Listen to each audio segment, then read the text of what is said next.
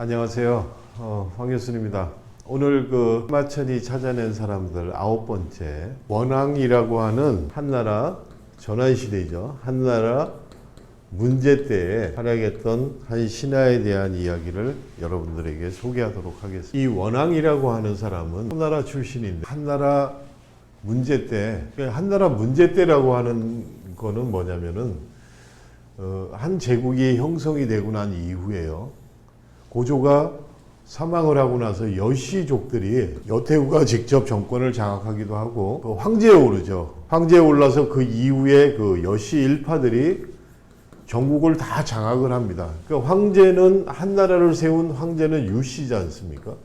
유씨 세력들을 견제를 하고 여씨 세력들이 완전히 장악을 하죠. 이들을 또 다시 제거해서 다시 유씨의 왕조를 세운 전통을 다시 세우려고 하는 그런 움직임들이 막 벌어져요. 정치적 갈등들이 굉장히 심하게 일어났던 시대입니다. 그 시대에 결국은 이제 주발이라는 사람들의 활약에 의해 여씨 세력들을 다 축출을 하고 이제 유씨 세력이 정권을 장악하게 되죠. 그때 이제 문제가 왕 위에 오르는 겁니다. 바로 이제 이런 시기에 그러니까 혼란을 막 진정을 시키고 새로운 정치 세력으로 부상했던 사람들은 그 이전의 정적들, 혼란했던 시대를 갖다 안정화시킬 필요가 있고 공이 많은 사람들, 자기가 권력을 차지하게 하는데 공이 많은 사람들을 이제 적절하게 보상을 해줘야 되는 그런 문제가 놓이죠. 근데 지금 이제 사마천의 사기 열전에서 원앙 이야기를 하면서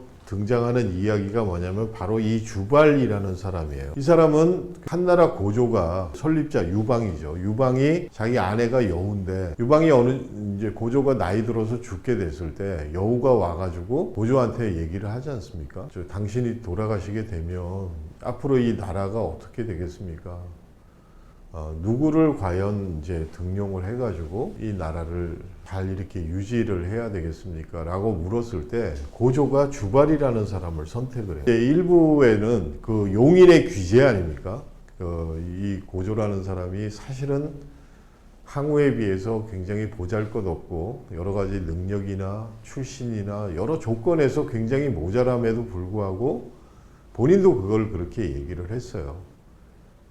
자신이 승리를 하고 한 제국을 세울 수 있었던 이유는 바로 이제 주변에 있는 많은 신하들, 이런 사람들을 잘 선택을 하고 기용했기 때문이다.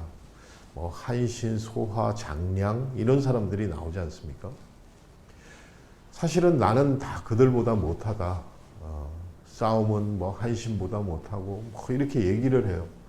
그렇지만 내가 이 사람들을 잘 기용하고 알아보고 활용했기 때문에 내가 이 제국을 만들 수 있었다라고 이제 고조가 얘기를 하죠. 같은 맥락에서 그가 세상을 떠날 즈음에 여우가 이런 질문을 했을 때 주발이라고 하는 사람을 선택을 하는데 결국 이 주발이라는 사람이 뭐냐면은 여씨 일족들, 사실 여우가 그 이야기를 할 때는 여러 가지 정치적 고려가 있었겠죠. 일각에서는 이 한 고조가 자기 사후에 어떻게 전국이 돌아갈 것을 예견하고 그것을 해결해 줄 수 있는 사람, 다시 이제 내 유씨의 일족들의 왕실을 갖다 보존할 수 있는 사람이 과연 누굴까? 그래서 주발이라는 사람을 내세웠다. 이런 얘기도 있습니다. 아무튼 이 주발이라는 사람의 공으로 인해서 여씨 일족들을 몰아내고 문제가 황제가 됐죠. 그리고 나서 이제 이 원앙의 이야기가 나오는데 거기서 이렇게 나옵니다. 그러니까 공신이잖아요. 공신인데 이 주발이라는 사람이 굉장히 문제 앞에서, 그러니까 황제 앞에서 갖춰야 될 격식을 차리지 않습니다. 빠른 이야기를 하고 막 앞에서 바쁘게 걸어다니고 말이죠. 이런 것들은 황제 예법에서 있을 수 없는 일이죠. 그런데도 불구하고 문제는 그를 두둔하고 그의 눈치를 살피고 그에게 아주 신하에게 갖춰야, 그러니까 신하와 황제 사이에서 있어야 될 일들이 아닌 그런 일들을 갖다 문제가 취한단 말이죠. 그래서 원앙이 그 문제를 지적하는 겁니다. 황제께서는 주발에 대해서 어떻게 생각하십니까? 이렇게 질문을 하죠. 질문을 하니까 황제가 뭐라고 얘기를 하냐면 그는 사직의 신이다. 주발이라고 하는 신하가 있는데 이 신하가 거만하단 말이죠. 갖춰야 될 예를 갖추지 못하는 거예요. 신하로서 갖춰야 될 예를 갖추지 못하고 황제도 신하를 대하는 예를 갖추지 못하는 거예요. 이 모습이 예법에 어긋난다라고 하는 걸 원앙이 지적을 하는 겁니다. 그래서 황제께서는 주발을 어떻게 생각하십니까? 그는 사직의 신이다. 그러니까 이제 원앙이 뭐라고 답을 하냐면 주발은 공을 세운 공신이기는 하나 사직의 신은 아닙니다. 사직의 신이라고 하는 것은 그 사람의 주군과, 그러니까 고조가 죽고 난 이후에 여우의 세력들이 유씨들을 몰아내고 한나라 제국의 그 중심부에 들어오지 않습니까? 이때 주발이라고 하는 사람이 만약에 사직의 신이라 그러면은 이런 시도를 막았어야 합니다. 그런데 그때 눈치만 봤죠.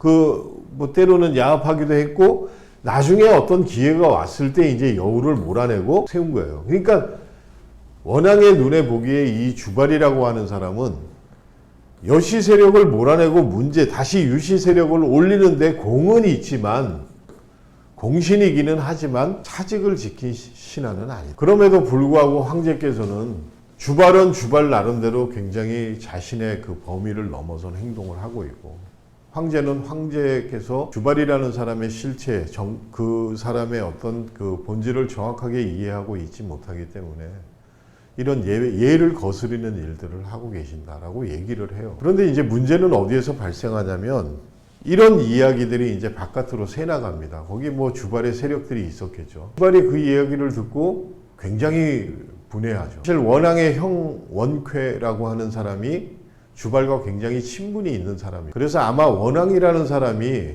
이런 어떤 중요한 관직들을 거치는 데 있어서 주발의 역할이 어느 정도 컸을 수도 있어요. 그러니까 주발은 당장 어떻게 생각을 하냐면, 내가 저 녀석, 너 이 녀석 괘씸해.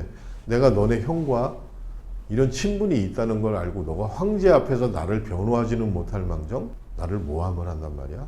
이렇게 이제 생각해서 굉장히 분해합니다. 그래서 기회를 보고 기회가 되면은 저 녀석을 아주 혼내줘야 되겠다. 이런 생각들을 갖게 하죠. 황제가 그 얘기를, 이 원앙의 이야기를 가슴속에 가만히 듣고 보니까 이 주발이라는 사람을 좀 견제해야 될 필요가 있는 거예요. 그래서 이제 주발을 견제하기 시작하죠. 그래서 그 조짐, 눈치를 알게 된 주발이 사직을 하고 고향으로 이제 돌아갑니다. 고향으로 돌아가니까 거기에 이제 있는 뭐 여러 사람들이 이 그 황제에게 좌천돼 가지고 내려온 거 아니에요. 주발을 굉장히 이제 여기서 더 괴롭히는 거죠. 그러니까 어떤 사건이 벌어졌는데 그거를 주발을 엮어서 이 사람이 반란을 도모했다, 이런 식으로 조정에 알립니다.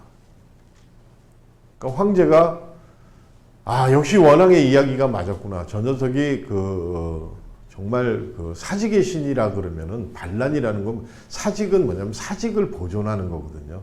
한 제국을 보존하는 것이고 창업자를 보존하는 것이고, 이런 것들이 사직의 신인데 반란의 생각을 가졌다. 이건 역시 사직의 신은 아니고 죽이는 거예요. 중벌에 처하려고 그렇게 해요. 그때 다시 원앙이 등장을 해요. 제가 알기로는 주발이라고 하는 사람은 황제에게 반기를 들 사람이 아니에요. 아마 그 내막을 잘 조사해 보시면 주발이 반란을 하지 않았다, 억울한 모함을 사고 있다라는 것을 알게 될 것입니다. 그래서 이제 황제가 여러 루트를 통해서 조사를 하죠. 아닌 게 아니라 주발은 그 반란의 주도적인 세력이 아니었고 그런 마음조차도 없었던 사람이에요. 그래서 목숨을 건지게 되죠. 자, 이 이야기가 이제 오늘 제가 여러분들에게 드리고 싶은 얘기입니다. 주발리라고 하는 사람이 처음 원앙이 황제에게 자신에 대해서 얘기를 했을 때, 그 내용을 들었을 때 원앙에 대해서 어떻게 생각했냐면, 그 얘기의 근거가 되게 재밌습니다. 지금 요 다음에 얘기할 그 장석지라는 사람의 얘기에서도 이런 것들이 나오는데, 아직까지 제국이 안정이 되지 않은 상태예요. 황실을 갖다 넘보는 다른 세력들에 의해서 황실이 잠시 정권이 넘어갔던 그것을 바로 잡는 이런 시기예요. 그러니까 많은 정치 세력들이 있을 것이고, 이 사람들이 어떤 그 자신들의 사익이나 권력들을 쫓기 위해서 당파들을 만들고 있고 그 내심을 숨기고 있는 그런 상황이란 말이죠. 근데 본인들은 자기의 치적, 자기 공 이런 것들을 과신을 해서 자신들 그 어떤 도를 넘치는 행동들을 갖다가 쉽게 그냥 해버려요. 황제에게 앞에서 신하로서 지켜야 될 예법 같은 것들을 지키지 않고 나는 공신이다 이거죠. 근데 황제 자신도 그것들을 정확하게 파악할 수 있는 그런 상황에 대해서 오해를 하고 있는 겁니다. 저 사람은 사직의 신이 그러니까 다소 조금 예법에 벗어나는 행동을 해도 그 정도쯤은 넘어갈 수 있다 이렇게 이제 생각을 하는 거죠. 그 문제를 원앙이 얘기를 하는 거예요. 원칙 얘기를 하는 거예요. 국가가 안정이 되려고 그러면 원칙이 세워지고 예법이 항상 이제 그 고대 시대에 예라고 하는 말이 나오면은 이 예라고 하는 것은 단순하게 예절 이런 의미만을 갖고 있는 게 아닙니다. 예라고 하는 말은 항상 법이라는 것, 그러니까 질서예요. 체계, 규칙, 법률 이런 것들을 통칭하는 말입니다. 이런 것들이 바로서야 나라가 쓴다. 그래서 그 원칙을 얘기하는 거예요. 근데 주발은 오해를 하죠. 뭐라고 오해하냐면 역시 패거리나 구습, 당파 이런 것들에 지금 사로잡혀 있는 거예요. 나는 네 형과 친한데 너가 나한테 어떻게 이럴 수가 있느냐. 여기에서 서운함을 보이는 거죠. 자기의 어떤 행동이라든가 자기가 예법에서 벗어난 행동을 했다는 것을 생각하지 않고 사적인 관계들을 생각을 하는 거예요. 서운하죠. 결국 자신의 처지가 이렇게 됐어요. 됐고 계속 원망을 했을 겁니다. 내가 이렇게 된 것은 저 원앙이라는 놈이 나를 모함했고 내가 지한테 어떻게 했는데 뭐 이런 생각들을 다 하겠죠. 그러니까 국가라고 하는 것은 그런 어떤 개개인들의 사적인 관계에서 그런 이야기를 지금 사마천을 하고 있는 겁니다. 그게 바로 뭐냐면은 거꾸로 자신이 궁지에 몰렸을 때 아무도 이 반란 문제는 굉장히 민감한 문제예요. 황제가 자기가 위협을 받았기 때문에 또 그런 전례가 있기 때문에 여기에는 가장 중벌들이 적용이 됩니다. 그런 상황에서 아무도 황제의 눈치를 보면서 함부로 얘기하지 못할 때 원앙이 다시 나타나서 주발은 그럴 사람이 아닙니다. 뭐 구체적인 증거를 갖고 얘기하는 것도 아니에요. 한번 자세히 조사를 해보시는 것이 좋을 것 같습니다. 아무도 그 사람을 변호하지 않을 때 아무도 주발 스스로도 아마 원앙이 이런 이야기를 할 거라고 조금도 기대하지 않았을 겁니다. 왜 그러냐면 여전히 주발은 원앙이 자신을 모함했기 때문에 자기가 이 처지에 빠졌다라고 생각을 하고 있었을 테니까요. 그런데 자기가 극단적인 위험에 몰렸을 때 아무도 나서지 않을 때 원앙이 나서서 주발을 변호해 줍니다. 저는 그 사마천이 원앙의 이야기를 끄집어낸 이유에 대해서 여러 가지 생각을 해봤는데 한나라가 이제 창업기를 거치면서 이 문제와 그 다음 아들 경제 시대를 거치고 그러면서 완전히 그 국가 구조와 안정 체계를 갖춰 나갑니다. 지금 이 시기의 이야기들, 이 시기의 인물들의 이야기들은 대부분 어떤 데 초점이 맞춰져 있냐면 한 국가가 바로 서기 위해서는 어떤 것들이 중시되어야 되는가. 사적인 관계, 어떤 패거리 이런 것들이 문제가 아니고 법과 원칙과 질서, 예법들을 지켜나가느냐 못 지키느냐 그 싸움이다. 이 얘기를 하는 것 같습니다. 원앙은 나중에 또 조금 다른 분의 이야기에서 소개를 해드리겠습니다만은 원앙이라는 사람은 인재들을 바르게 알아보고 추천하는데 이름이 여러 번 나와요. 실제로 이 당시에 문제는 부인이 4명이 있었는데 첫 번째 부인은 자식이 없었어요. 자식이 없고 문제가 즉위하기 이전에 죽습니다. 그런데 이제 두 번째 두씨인데 딸 1명과 아들 2을 있죠. 그게 이제 경제하고 그러니까 첫 번째 아들이죠. 아들로는 두씨에 통해서 낳은 첫 번째 아들이 황제 위를 물려받습니다. 그 경제 밑에 양왕이라고 있어요. 이 양왕이라는 사람은 여씨들을 몰아낼 때나 뭐 5초 7국의 난이나 이럴 때 군사적으로 굉장히 기능을 잘했던 사람입니다. 사실은 황제권에 대한 야심이 있었던 사람이에요. 근데 이 사람을 원앙이 그 느낌을 딱 아는 거죠. 그래서 뭐 황위라고 하는 거는 어쨌든 적장자 형태로 해서 이렇게 물려줘야 되는데 얘가 야심을 갖고 있다는 걸 알아서 견제를 하죠. 결국은 이 양왕이라는 사람에 의해서 암살당합니다. 당시의 정치가는 지금도 마찬가지지만 당시의 정치를 하시는 분들은 자신이 권력을 갖기 위해서 그 판도에서 누가 실질적인 권력을 갖고 있는 사람인가, 누가 강력한가, 이런 것들을 거의 본능적으로 파악을 할 수가 있어요. 그러니까 거기에 줄을 서는 거죠. 지금도 마찬가지입니다. 그런데 이 원앙 앞에서는 항상 어떤 수식어가 따르냐면 법과 원칙이라는 것이 따르는 거예요. 예법이라는 것이 따르는 거예요. 용인할 수 없는 거죠. 자기가 어쩌면 죽을 수도 있고. 또 한 가지 얘는 그 다음에 이제 그 사기 열전에서 제가 이제 소개를 하겠습니다만 장석지라는 사람이 나오는데, 이 장석지라는 사람은 역시 그 뭐 어떤 재물, 그 다음에 어떤 인적인 관계, 이런 것들 때문에 관리에 임명이 돼요. 그 하급부터 시작하니까. 기량이라고 하는 사마천의 사기 열전에서는 뭐라고 나오냐면, 형 집에 더부살이를 했는데, 막내 아들인데, 둘째 형 집에서 사는데 그 형이 부자였어요. 그 재물로 기량이 되었다, 이런 얘기가 나옵니다. 그런 것들이 통용되던 사회예요. 다시 말하면은 아까 제가 말씀드렸다시피 지금 그 문제의 통치가 어느 정도 영향력을 행사해가지고 한 나라가 안정기에 들기 바로 전입니다. 혼란스러웠어요. 관직들이 매매가 되고 이런 상황에서 그 얘기를 사마천이 그대로 기록하는 거죠. 재물로 돼요. 근데 현명했던 사람이에요. 이 장석지라는 사람이.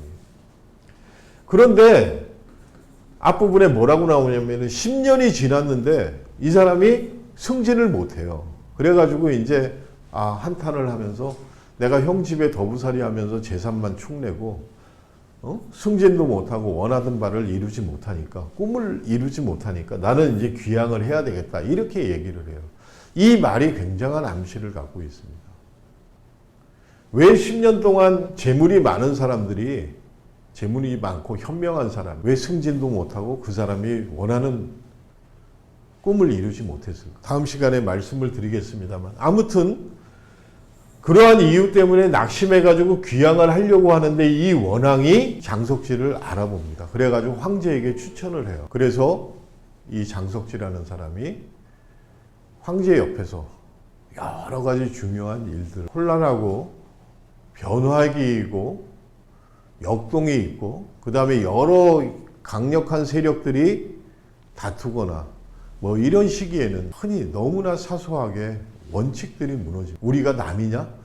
이런 말들이 너무 자연스럽게, 그래서 지역, 무슨 사적인 관계로 맺어져요. 그 결과가 어떻게 되죠? 이 원앙은 그것을 지켰던 사람입니다. 지금으로부터 약 2000년 전의 얘기예요. 상황은 언제나 또 늘 같다고 생각을 합니다. 법과 원칙이 제대로 지켜지지 않으면 당장은 그 사회가 돌아가는 것처럼 외형적으로는 보여요. 안정이다. 문경치세라고 그러죠. 중국 역사에서 그렇게 그 치세라고 하는 것은 상대적인 개념은 난세입니다. 난세. 치세는 통치가 잘 이루어지는 시기를 얘기해요. 중국 역사에 있어서 흔치 않은 치세를 문경치세, 이 문제와 한나라 문제와 경제 때의 치세다. 약 한 50년 동안 굉장히 나라가 안정이 되고 경제가 발전하고 이런 일들이 벌어집니다. 그 앞부분, 서막 부분, 이 문경치세를 가능하게 한 요인들은 원앙이나 다음 시간에 소개할 장석지나 이런 사람들의 그 일화, 이걸 사마천은 정확하게 찾아낸 거죠. 한 나라가 안정이 되려고 그러면 어떤 일들이 강조돼야 되는가. 오늘 우리는 그 한나라 문제 때 승상까지 올라가지 못했어요. 그러나 황제의 측근에서 황제에게 가장 영향력을 행사했던 현자, 현명한 황제도 원앙이라는 사람의 이야기를 듣지 않습니까? 듣는 이유의 그 내막에는 뭐냐면 통치자들은 다 아는 거예요. 누가 진실된 마음을 가지고 누가 어떻게 조언을 하는지. 그래서 원앙의 이야기는 늘 마음에 들고 그대로 황제가 확인을 하죠. 주발을 내칠 때나 다시 살려줄 때나 어떤 기회가 우리에게 다가온다 그러면은 우리는 그것을 붙잡기 위해서 여러 가지를 생각을 하는데 그것이 정당성이나 윤리성의 문제에서 벗어난다 할지라도 내가 저 목적을 이루기 위해서 그 어떤 원칙들을 무시하고 사적인 관계를 이용한다. 이렇게 한다는 것은 궁극적으로 어떤 국가에 피해를 줄 것이고, 그러니까 인재를 등용하고 사람을 쓰고 아니면은 본인이 그런 어떤 당사자가 되었을 때 우리가 어떻게 행동을 해야 될 것인가라는 것을 잘 알려준 겁니다. 사마천은 아마 자신의 처지를 생각을 했겠죠. 사마천 역시 피해자라고 하면 할 수가 있겠죠. 그래서 그런 생각을 하는 거죠. 국가가 안정이 되려면 최고 권력 주변에, 권력자 주변에 어떤 사람들이 어떤 소신과 원칙을 가지고 기능해야 되는가 하는 것들을 원앙의 삶을 통해서 사마천이 우리에게 전해주고 있습니다. 사마천이 찾아낸 사람들 9번째, 오늘 한나라 정치가 원앙에 대한 이야기였습니다. 다음 시간에 뵙도록 하겠습니다.